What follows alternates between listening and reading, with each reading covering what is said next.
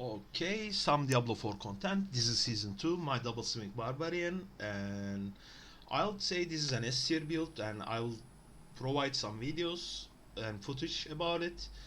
But let's talk about the build first. We don't use any shouts because shout version is pretty suboptimal in my honest opinion, and I've tested a lot. I didn't like it. You don't need shouts. Take aspect slots, take a martial glyph that doesn't do anything any build, etc. So we don't use shouts, we don't use overpower. Our damage is so high versus bosses, versus everything. Overpower with double swing is a bait. Also, we don't use unconstrained because I think that's a bait as well. We don't need. Sorry, we don't use unbridled rage as well. I think this is a bait. You have so much damage. Unconstrained with no basic attacks is way to go. Let's see, attack power not important, armor 10k, and with still disobedience here because I don't think Barbarian is a good disobedience stacker and keeper, so pretty solid stuff. High HP means more fortified, high HP means more hemomancy damage. Hemomancy is OP, by the way. And let's see, 70 all res. You need to get this season. Even 65 is trolling, you will die a lot. I tested it, and this stuff is not important. Most of the stuff is additive anyways. Defensive stats, damage reduction from chest, while berserking it goes up to 35, etc. Pretty solid. Damage versus elites, vulnerable, a bit low, of course.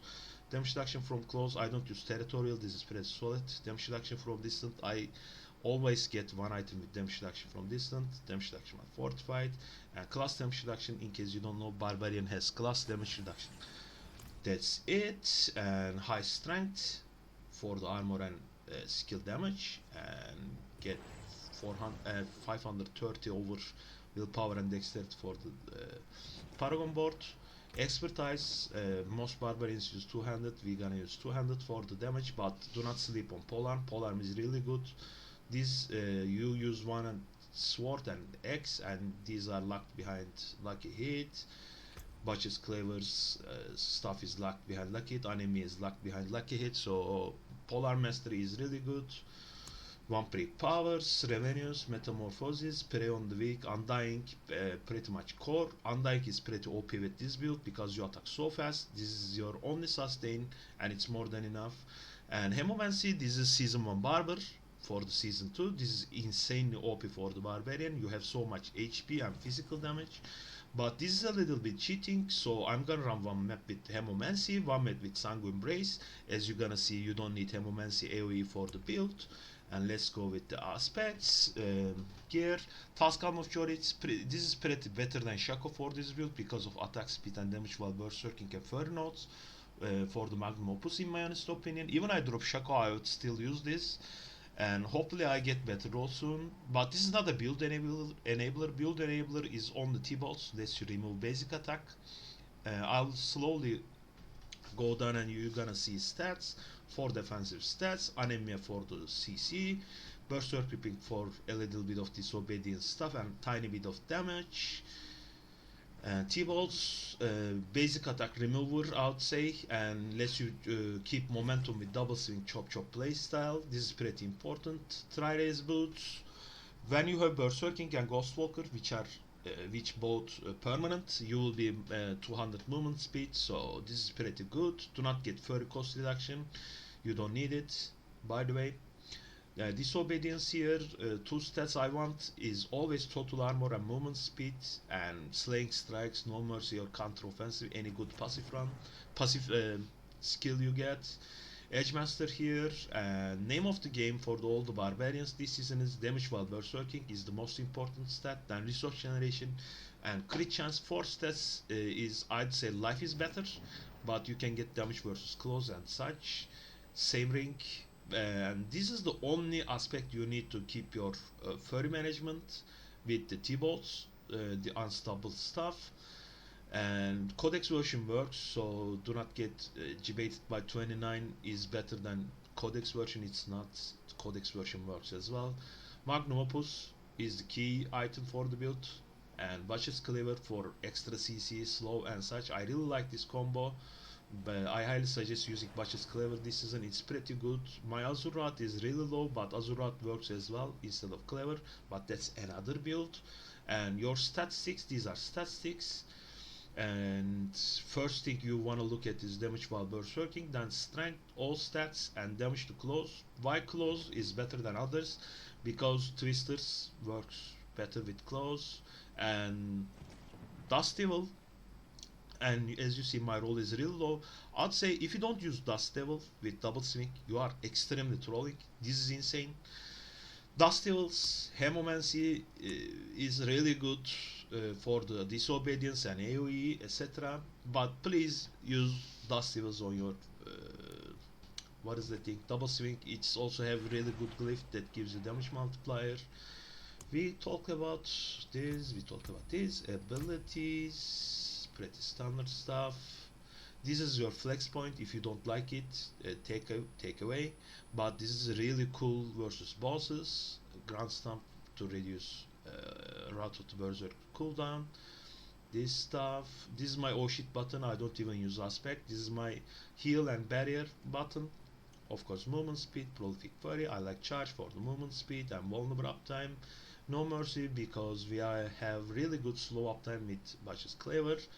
And this Steel Grasp, I'm really addicted to Steel Grasp. Last 2 seasons on the Barbarian. This is 2 points is flex. This is flex, and this is flex. This is flex. You can remove it and put it somewhere else. In my opinion, duelist is pretty important. Wrath of the Berserker, unconstrained. Paragon board start is higher. Many people gonna use ambidextrous here. It will give you 188 armor, but if you put ambidextrous here, you get more damage while berserking and damage reduction from close. It's better than using Carnage Ire here.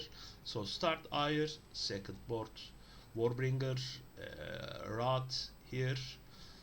Third board is Flawless Technique and Cleaver here because you are using Butcher's Cleaver anyway, and this is damage multiplier again. And you have really high crit chance by the way with this build, so you get benefit from crit multipliers. And this is ambidextrous. This board is Carnage, get all the damage while berserking on. Fifth board is Blood Rage, every barbarian will have this, and 86% bonus, and do not get any glyphs here. And sixth board is Decimator, you get this bonus all the time, and Dust Devil Glyph Twister. And I'm gonna say Dust Devils do 500 to 1 million damage with my really bad roll. And let's run map. Only map mode I don't really like to run is Resistance Breakers this season and Backstabbers, but I'll run anyways.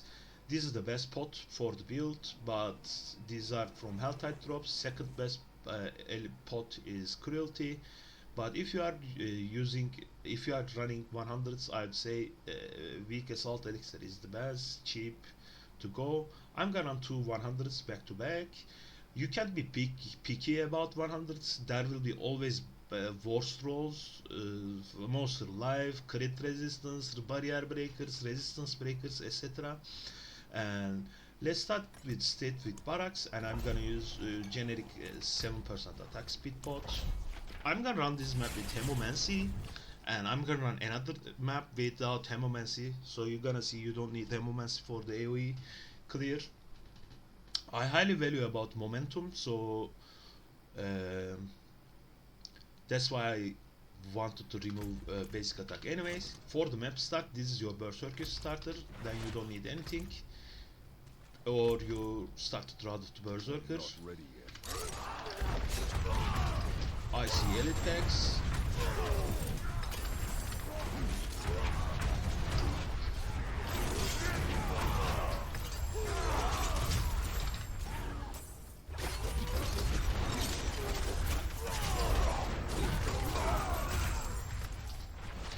My HP is low, I always try to skip in this case.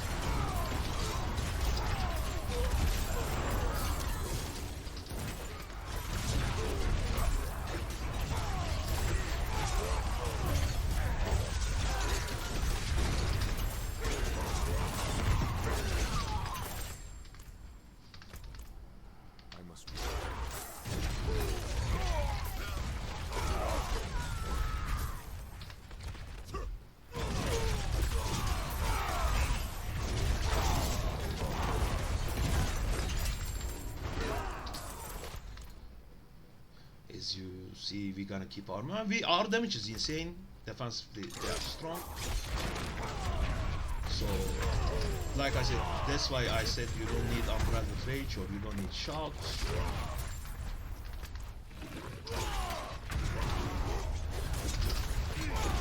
Playstyle is pretty simple, in my honest opinion. You want to keep your unstoppables.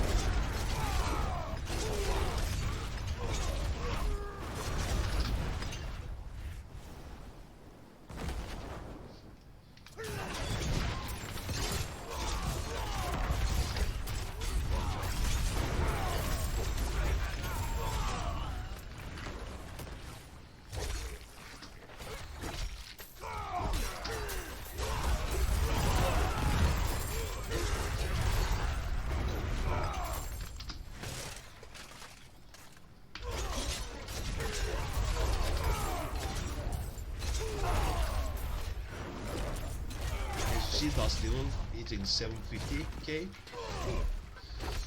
7050k easily.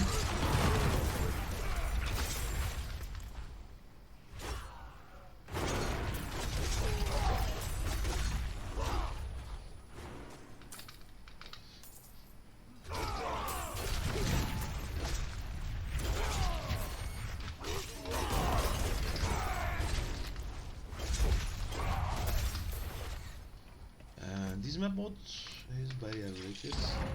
If you roll the resistance breakers in this map mode, be careful about this boss.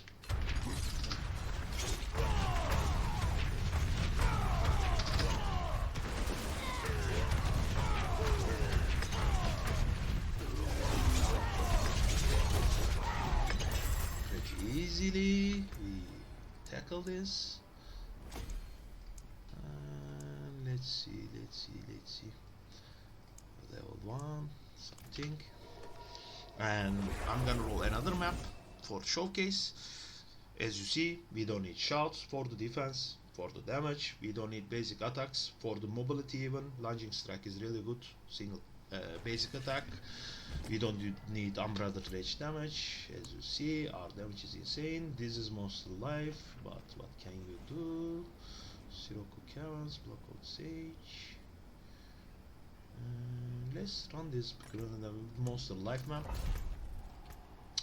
In this map, I'm gonna swap hemomancy, so you're gonna see the build without, I'd say, season 1 barber of the season 2 hemomancy. Without hemomancy, your AoE is really fine because you have so much movement speed. You one shot everything. So it doesn't matter. Hemomancy out, sanguine brace in. Sanguine brace also gives 8% crit chance, which is pretty good. Always start with steel grasp on the map. This is your first starter.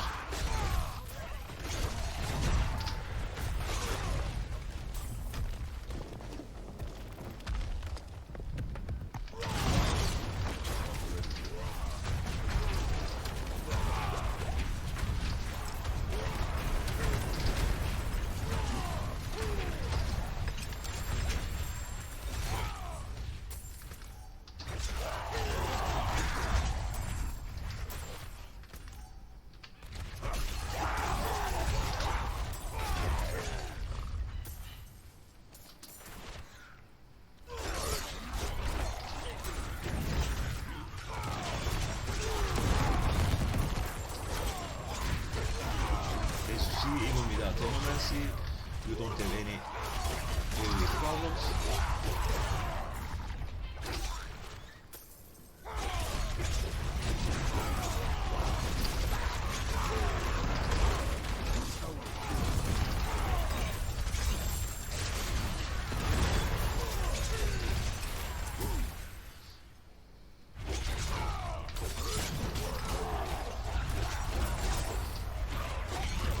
That's why I like sanguine brace a lot, because hemomancy is so OP that sometimes it gets away your melee enjoyment. Like, I don't know how can I describe it.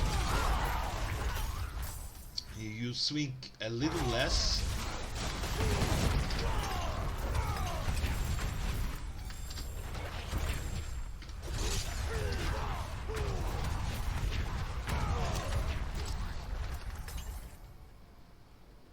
I must wait.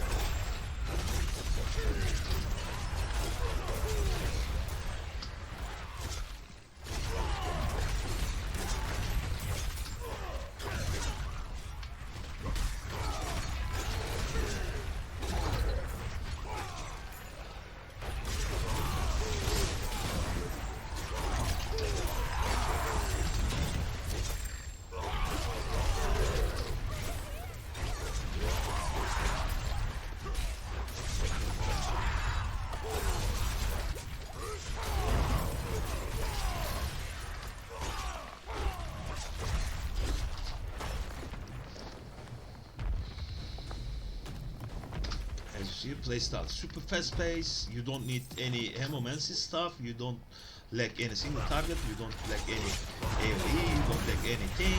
Your defense is strong. You have heals. You have strong stuff, etc.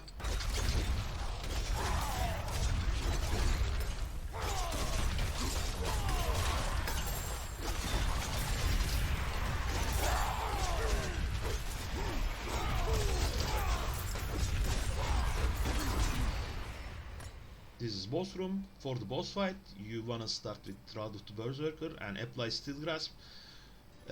What is the thing? Vulnerable.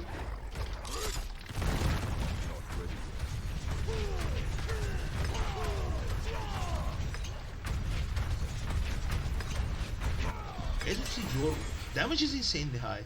You don't need shouts for the damage or defense. You don't need unbridled rage for the damage. Like, Dusty Wells are insane. You don't need hemomancy for the AoE. Everything is set. I'm gonna post the build. I hope you guys like it. See ya.